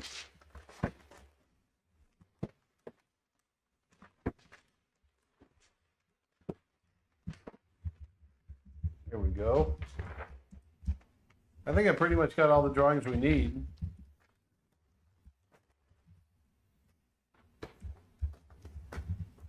Can flip through them and see what I got. Well, let's take a peek. 1, 2, 3, 4, 5, 6. Yeah, I might have enough drawings here.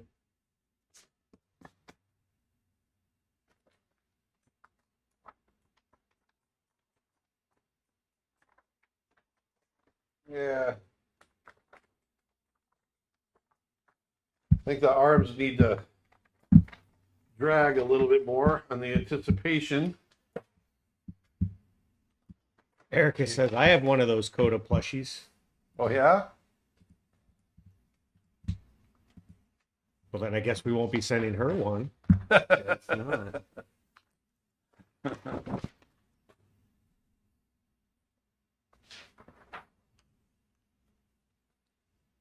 Right here, I gotta drag this back.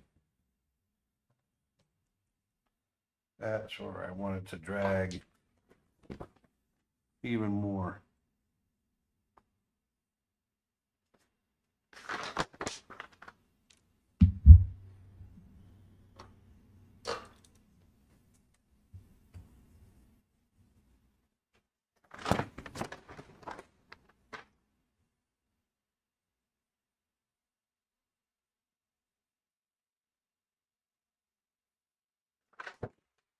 There we go.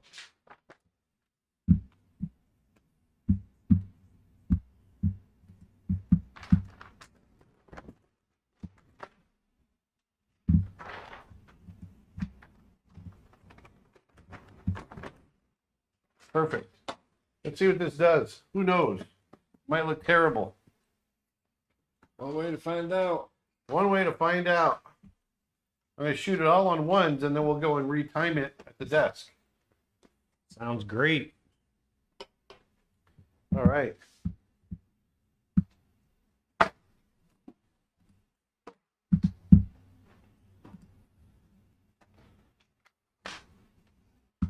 There's our little girl running. Or skipping. I animated her skipping yesterday. Hold on one second. Let's see. This. Don't worry, I will switch to desktop anytime. Yep. Hold on. What are we calling this? What name, Joe?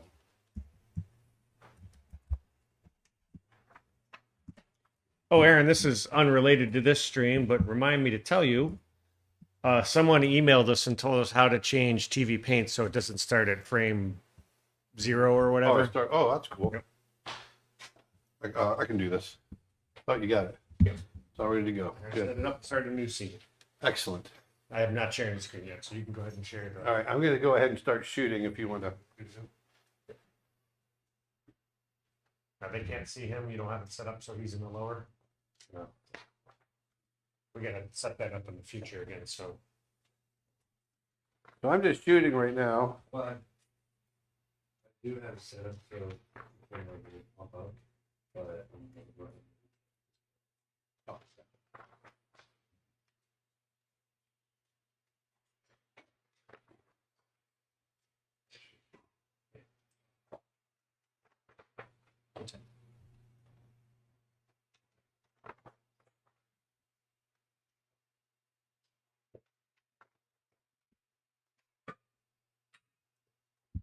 This would be a first rough pass, so I don't really have the mane in there, and I don't have the tail all in there. This is where I would go through and just make sure the animation in general is working right. are his hands breaking the page because they're breaking the It's drag? okay. Is it going off the top right now? He's touching the top right. That's okay. No That's why I'm problem. not sure if it's a shooting issue or if it's actually in the. No, it'll end up going off the top in the animation, but that's okay. It is zoomed in a little tight. Yeah. just need to be changed. I went outside the field.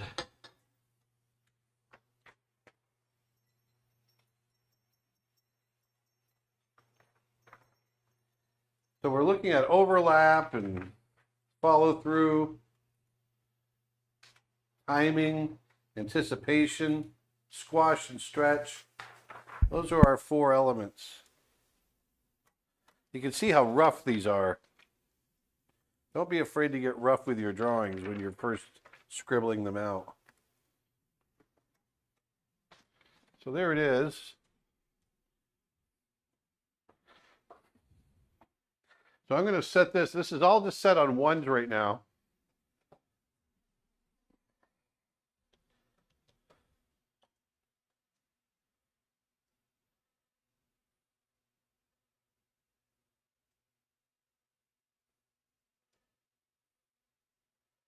I'm going to take the last couple of drawings and just extend them a little bit. But I'm going to go ahead and hit play. I'm going to put it on loop. And we'll see where we need to. This is where I was going to talk about with timing. You'll be able to see where it needs to speed up or slow down. There. So it's not too bad. So what we need to do is just add a couple of 2s in here, and you're going to see the weight and the momentum. Right now, he doesn't have a lot of weight there because he doesn't have any hang time. So what I want to do here is here I have him, I'm going to put these on 2s right in the beginning. 2. And then this one I'm going to put on 4. You're covering the frames a little bit, so people might not be able to see that. But basically, you're extending the frame, how many frames each drawing is held. Right? Yep. I'm going to put this one on 4. Whoops.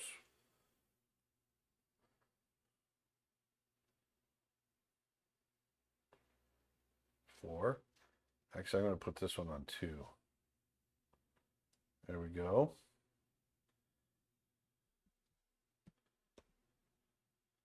And then this one I'm going to put on 2.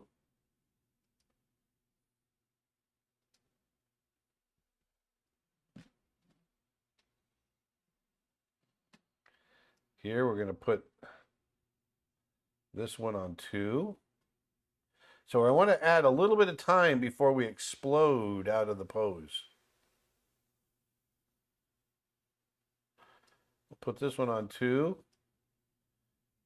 And then we'll explode out of that pose. And then here, we're going to go 2. And then 2 right here. And then 2 on this one. So I'm adding time. I'm adding time for him.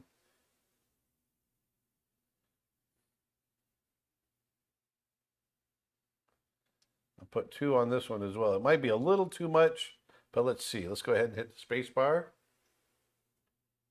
Oh, he's popping down. Oh, I know why. What'd you do? I put the end of the thing right there. Come on. That thing right there. That thing right there.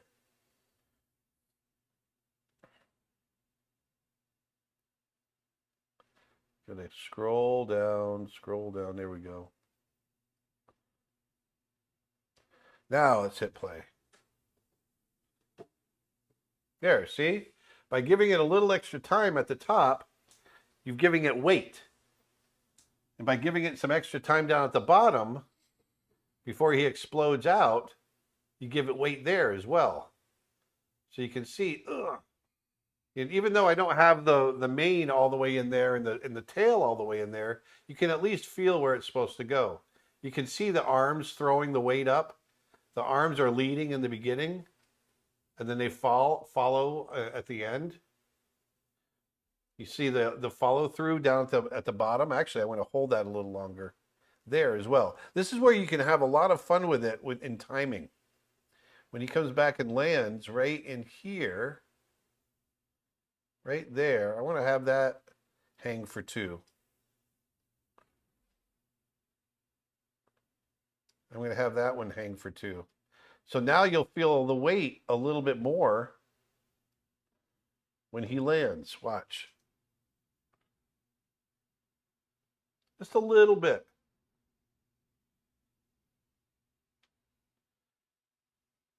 You can see those arms kind of following throughout. In the beginning, they lead, and then through the second half of the jump, they follow through. And notice I'm thinking about physics too. When he jumps way up in the air, I'm trying to get that head to come down so that the body can continue to go up a little bit more.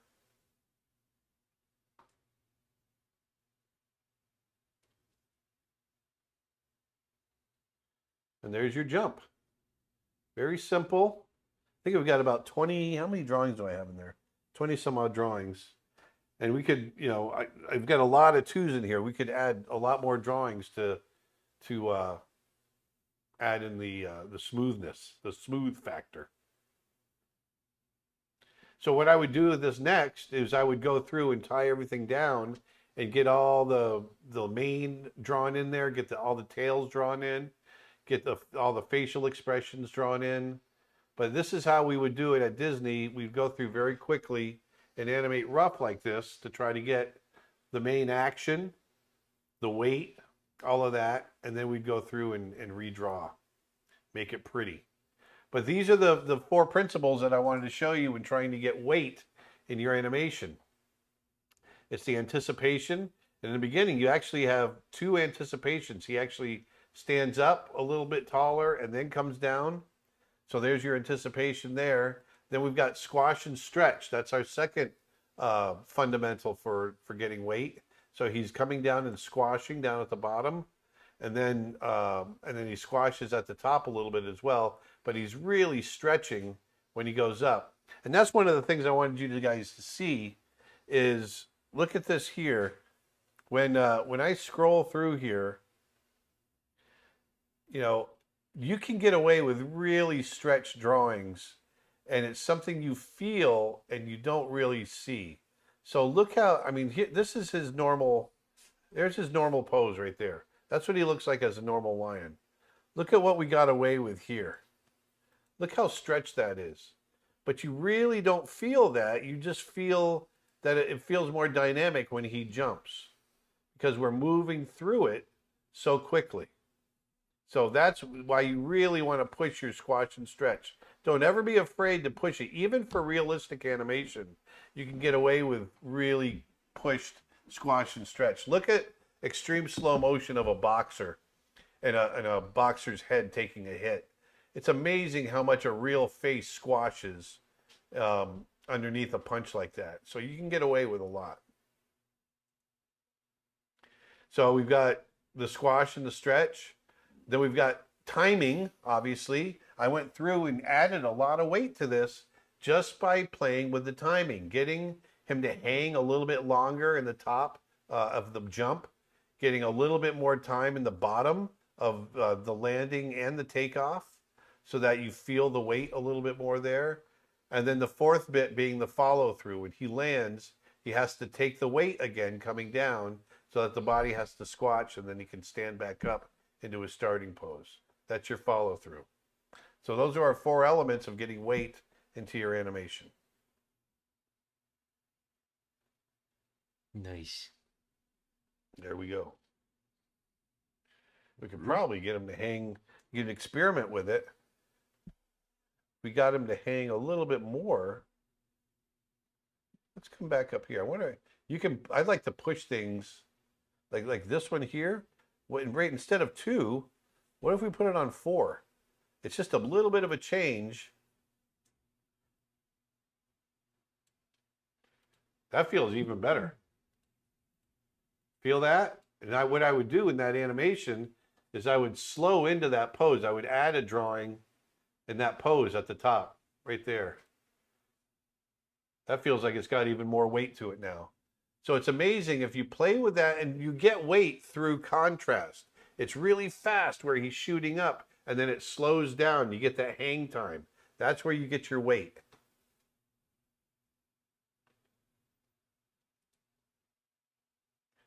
Have fun with that kind of stuff. This is how you can make your animation really dynamic. Feel those physics. He's got to throw those arms to get the momentum to go up. Someone made the comment, it almost looks like he's jumping over something that's like shooting across the scene. Oh yeah, that could be. But yeah, I really like having that, putting that one at the top for 4 frames. That really adds to the weight.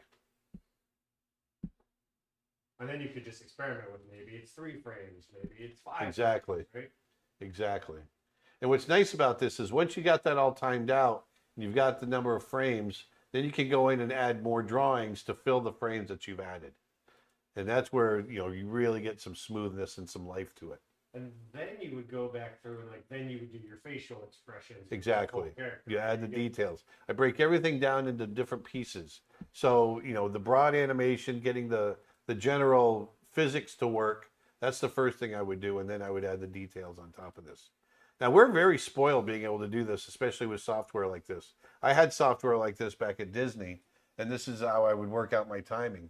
When you think about the old guys back in the 30s and the 40s, they had to do their drawings, send it out to film to get shot, they'd get them back the next day, and hopefully it worked. So these guys became such experts at understanding and knowing their timing before they did all of this. It was really amazing. That's wild. Yeah, just... So there you go. So thank you guys. I'm on this camera here. Yeah, right here. Yeah. So I hope you guys learned something there. Remember the 4 elements. It's squash and stretch. It's anticipation first. Getting that anticipation for weight. If you're going to throw a punch, what do you got to do? You got to pull that fist back before you push forward. You know, whatever you're going to do, make sure you put that anticipation in there. And then you've got squash and stretch to add to that. That's going to make it much more dynamic. Then you've got your timing that you want to work on. Timing, especially when you can get contrast in your timing, slow against fast. That will always add weight. And then the last bit is the follow through, where if you have something coming down and landing, it's got to follow through. It's got to take the weight and then recover again. Or in a punch, imagine a punch. If I'm hitting something, you're going to go through it. Your weight, your weight of your body is going to take you through, and then you have to recover. That's all part of follow through. Okay. So those are the 4 elements. I hope you learned something. And we're going to be back again next Friday. So have a great week. Have a safe weekend. Put some beauty back into the world. And I will talk to you next time. February 26th. February 26th. That's the other thing. Yes. So we're going to see you Friday. But then again, and I'll remind you again. But remember, next Saturday, if you're interested in getting involved in our figure drawing course, go on over to creatureartteacher.com/live. And we've got all the information there for next Saturday. It's going to be a blast. So I'll talk to you then. Bye. Cowboy Bebop.